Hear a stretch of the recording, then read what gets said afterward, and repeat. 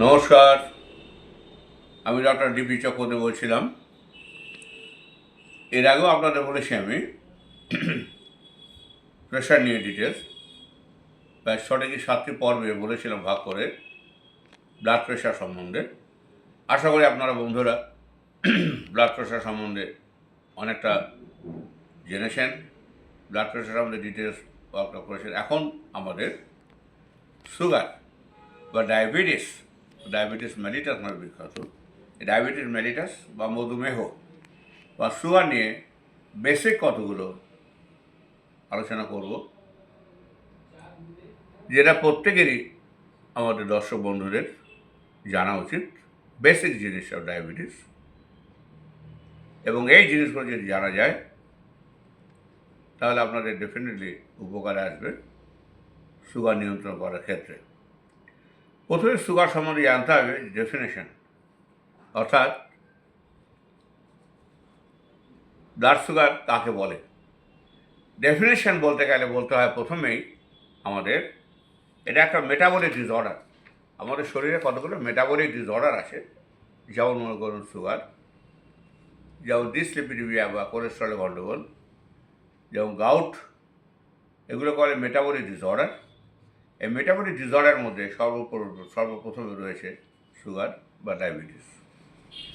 এই ডায়াবেটিস যে একটা মেটাবলিক ডিসঅর্ডার, এবং এটা কী ফিচার থাকে, ক্রনিক হাইপারগ্লাইসিমিয়া, অর্থাৎ সুগার সবসময় বেশি। কেন এটা তৈরি হয়? Resulting from defects in insulin secretion, insulin action or both. এই তিনটে ক্ষেত্রে ইনসুলিন সিক্রিশনে আমাদের যেখান থেকে অগ্নাশ হয় বা প্যাঙ্কেস থেকে আমাদের বেরোয়, প্যাঙ্কেস থেকে বেরোয়, ইনসুলিনটা হয়তো বেরোলো না, অথবা বেরিয়ে কাজ করতে পারলো না, অথবা দুটোই। কাজে বলা হয় diabetes is a group of metabolic disorder characterized by chronic hyperglycemia resulting from defects in insulin secretion, insulin action or both. এইভাবে ডেফিনেশন অফ ডায়াবেটিসে বলা হয়। এরপর আমরা যাব ইনসিডেন্স। এটা সব জানা দরকার যে এই রোগটার ইনসিডেন্স কীরকম, অর্থাৎ আমাদের টোটাল পপুলেশনে কত পার্সেন্ট লোক এই সাফার করছেন এই সুগার বা ডায়াবেটিস। ইনসিডেন্স হয়ে যদি আমরা বলতে পারি, WHO census, recently WHO approached census, 537 million of adults were living in diabetes in 2021. Last census 2021, WHO 537 million of adults. Next, number of expected to 6,343 million in 2023. So 2023 expected 643 billion of people. তাহলে ভাবতে পারেন কতটা লোক কীভাবে sugar আক্রান্ত হতে চলেছে। এবং এই ব্যাপারে আমাদের ভারতবর্ষকে বলা হতো is a diabetic capital of the world, কিন্তু এখন সেন্সাস অনুযায়ী চীন বা চায়নাকে বলা হয় diabetic capital of the world, followed by India. So incidence অনুযায়ী প্রথমে চীন দেশ বা চায়না, তারপরে আমাদের ভারতবর্ষকে বলা হয় ইনসিডেন্স দ্বিতীয় স্থানে রয়েছে আমাদের as a diabetic capital in the world. এর মধ্যে আবার ভাগ আছে ভারতবর্ষের, অতটা ডিটেলস আমরা যাচ্ছি না। মধ্যপ্রদেশের ইনসিডেন্স কত, উত্তরপ্রদেশের ইনসিডেন্স কত সুগারের, আমাদের পশ্চিমবঙ্গে ইনসিডেন্স কত, অতটা আমাদের না দেওয়ালেও চলবে। As well incidence world wise এবং আমাদের ইন্ডিয়াতে কীরকম পজিশন, এটু জানলে আমাদের যথেষ্ট ব্যাপার। নেক্সট আমাদের খুব ইম্পর্টেন্ট তথ্য, অর্থাৎ রিস্ক ফ্যাক্টর। কী কী রিস্ক আমাদের জানতে হবে যাতে সুগারটা ধরে বা সুগার তৈরি হয়।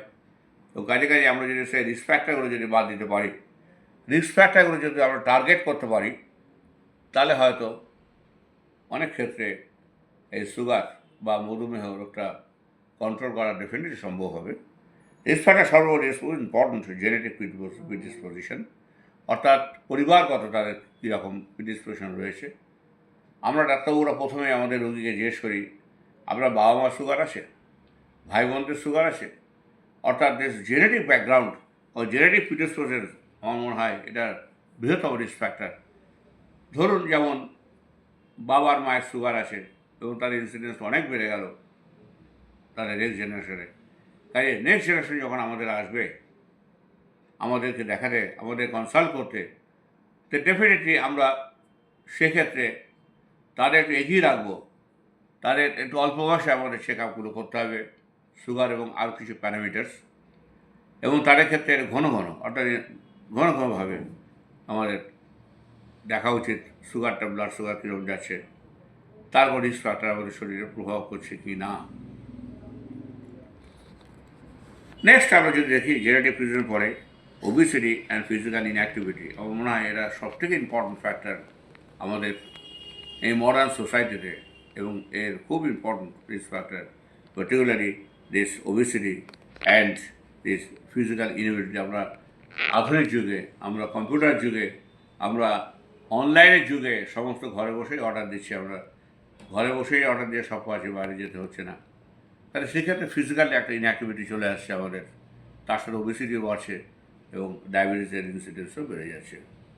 Third is most important unhealthy diet, এবং এটা খুব important risk factor. Unhealthy diet is খুব ইম্পর্টেন্ট। আর আনহেলদি অ্যান্ড আনটাইমলি ডায়েট, যদি আমাদের অনিয়মিত খাদ্যাভ্যাস, প্রতিনিয়ত মিষ্টি খাওয়া, প্রতিনিয়ত আমাদের ভুরিভোজ করা, প্রতিনিয়ত আমরা যদি নেমন্তন্ন খেতে শুরু করি, তবে তাদের ক্ষেত্রে ইনসিডেন্স সুগার অবভিয়াসলি অনেকটা বেড়ে যাবে। Then age is important, particularly age is important, risk is more important advance age যত বাড়বে, এবং তাদের ক্ষেত্রে ডেফিনেটলি আমরা পরে বলবো একরকম সুগার আছে, তাকে বলে টাইপ 4 ডায়াবেটিস, এটা বয়স্ক লোকদের হয়। তো দেখা গেছে বয়স্ক লোকদের ইনসিডেন্স এক ধরনের সুগার বেড়ে যায়, তাকে নামকরণ দেওয়া হয়েছে টাইপ 4 ডায়াবেটিস। এটা নিয়ে আমরা আলোচনা করব এর পরের দিকে। দেন ফ্যামিলি হিস্ট্রি ডায়াবেটিস আমরা অলরেডি বলেছি, এবং হাইপারটেনশন অ্যান্ড হাই কোলেস্ট্রল, এই particularly the cholesterol level, hypertension and dyslipidaemia, অর্থাৎ প্রেশার বেশি থাকা এবং কোলেস্ট্রল লেভেল বেশি থাকা, তার ইনসিডেন্সও বেড়ে যায়। দেন জেস্টেশনাল ডায়াবেটিস ইজ খুব ইম্পর্টেন্ট। এক ধরনের সুগার আছে, তাকে বলা হয় জেস্টেশনাল ডায়াবেটিস আর প্রেগনেন্সি রিলেটেড ডায়াবেটিস। এক্ষেত্রে ইনসিডেন্সটা অনেক বেশি যদি লাস্ট প্রেগনেন্সিতে সুগার ধরা পড়ে বা পরিবারে কাউকে এরকম হয়েছে, সেক্ষেত্রে gestational history is most important. এবং মেয়েদের ক্ষেত্রে কতগুলো কন্ডিশন আছে প্রিডিসপোজ করে সুগার, কতগুলো রোগ আছে পার্টিকুলারলি ফিমেল পেশেন্ট, যেমন PCO, polycystic ovary disease. So PCOD বা পলিসিস্টিক ওভারি ডিজিজ আর এক্সাম্পল বলা যেতে পারে। এই সমস্ত রোগ থাকলে দেখা গেছে যে তাদের ক্ষেত্রে সুগারটা এটা আগে চলে আসে অন্যদের তুলনায়। তাহলে এইগুলো রাফলি আমরা রিস্ক ফ্যাক্টর বললাম। এই রিস্ক ফ্যাক্টরগুলো যদি কারোর থাকে, আমাদের দর্শক বন্ধুগণ, তা ডেফিনেটলি আপনারা সাবধান হন সুগার চেক আপ ক্ষেত্রে এবং ডায়েট কন্ট্রোল ক্ষেত্রে। আপনারা এখন থেকে লেগে পড়ুন যাতে আমরা সবাই মিলে সুগার রোগটাকে আটকাতে পারি।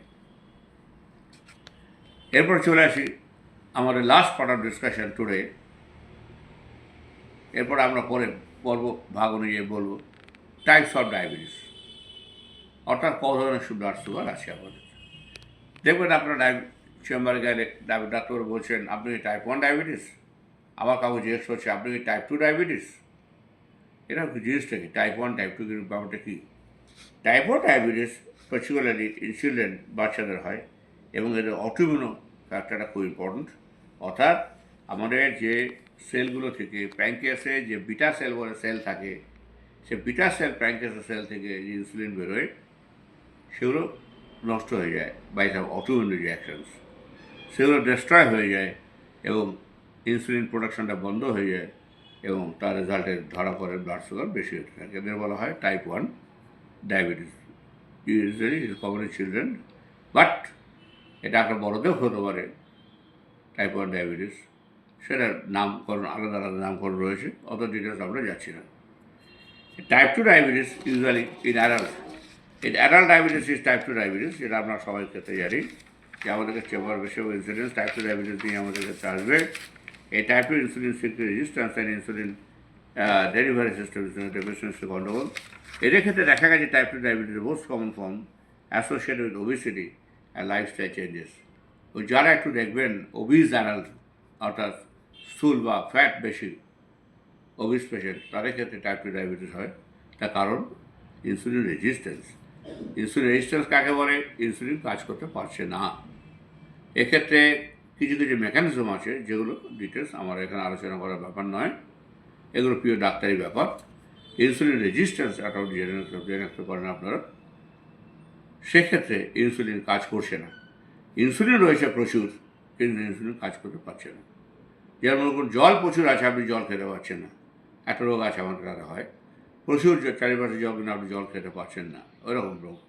ইনসুলিন প্রচুর আমাদের শরীরে, কিন্তু ইনসুলিন কাজ করতে পারছে না। এটা করে ইনসুলিন রেজিস্ট্যান্স, এটাকে টাইপ 2 ডায়াবেটিস বলে। টাইপ 2 ডায়াবেটিস পেশেন্টদের কী কী ফিচার তারা রইল? তারা জেনারেলি ওবিস হবে,